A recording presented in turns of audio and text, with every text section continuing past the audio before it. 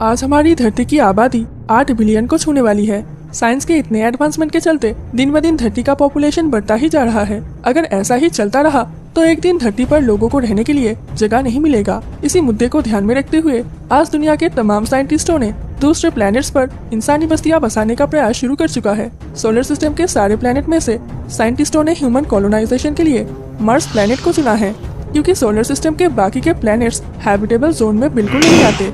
दूसरे प्लैनेट्स में रहने के लिए टेम्परेचर या तो बहुत ज्यादा है या फिर बहुत कम।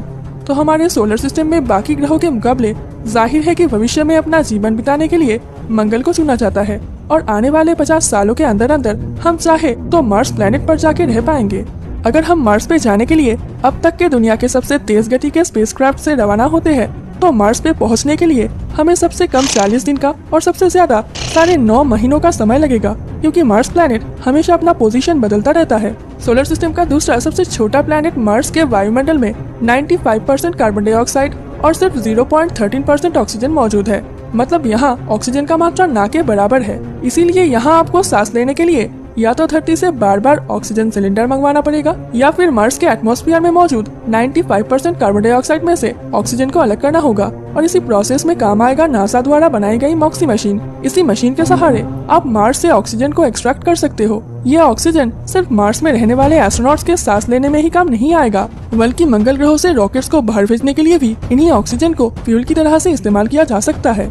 ऑक्सीजन के बाद अब बारी आती है दूसरे प्रॉब्लम की। मार्स प्लैनेट के एटमॉस्फेयर बेहद ही पतला होने की वजह से यहाँ पे यूवी रेज की इंटेंसिटी किसी भी स्पेस स्टेशन से 2.5 गुना ज्यादा है।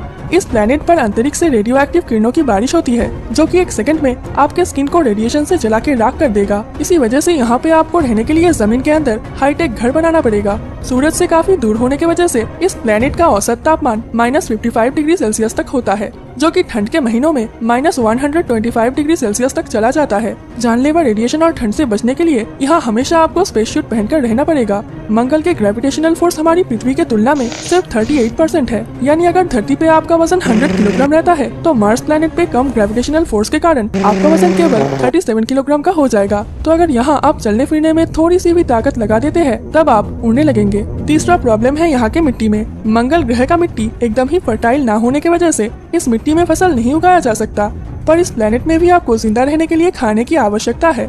ऐसे में आप हाइड्रोपोनिक्स यानी कि न्यूट्रिएंट्स और मिनरल्स के सोल्यूशन में यहाँ आपका खाना बिना मिट्टी के भी उगा सकते हो। पर ये फसल आपको खुले आसमान के नीचे नहीं बल्कि अपने स्पेसक्राफ्ट या फिर अपने बिल्डिंग्स के अंदर उगाना होगा। इतना सब कुछ करने के बावजूद आप वहाँ अपने जरूरत के अनुसार फसल नहीं उगा सकते। आपके जरूरत का सिर्फ 20% खाना ही आपको मार्स प्लैनेट से मिलेगा, बाकी का खाना आपको पृथ्वी से ही मंगवाना पड़ेगा। मार्स प्लैनेट पर हमारे सोलर सिस्टम का सबसे भयानक धूल भरा तूफान आता है, जो महीनों तक चलता है। ये रेत का तूफान इतना भयानक है कि इसके चलते पूरा प्लैनेट तूफान की वजह से तहस नहस हो जाता है। इसी प्लैनेट पर मौजूद ओलंपियस मॉन्स हमारे सोलर सिस्टम का सबसे विशाल ज्वालामुखी है, जिसकी ऊंचाई करीब 25 किलोमीटर है और 600 स्क्वायर किलोमीटर के अंदर फैला हुआ है। साइंटिस्टों के मुताबिक ये एक शील्ड वोल्केनो है जो कभी भी एक्टिव हो सकता है, और अगर इस ज्वालामुखी में विस्फोट होता है तो ये प्लैनेट पूरी तरह नष्ट हो जाएगा। अगर आप मार्स प्लैनेट पर रहेंगे तो वहाँ का एक दिन पृथ्वी के एक दिन से लगभग 40 मिनट लंबा होगा।